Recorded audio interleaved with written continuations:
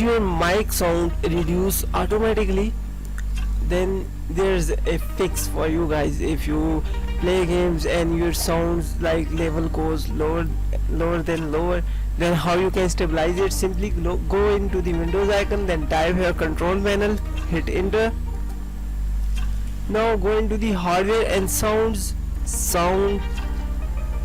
Now here you need to click on the recording, right click on it on your mic, and then go into the properties. Now in general mode, nothing to do here.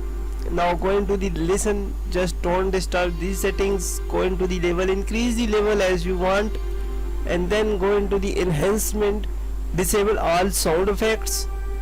If it's not available, like this option is not available, then ignore it. Then go into the advanced option, just uncheck these both options and save it.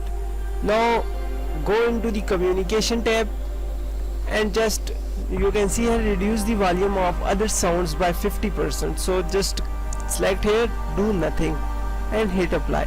That's it guys. It will stabilize your sound and like the perfect level for your voice sound. I hope you understand what I want to say. Have a good day, bye bye, and yeah, please hit the subscribe button and share it with friends. If you have any question, just comment below. I will try to solve it for you. Have a good day, bye bye.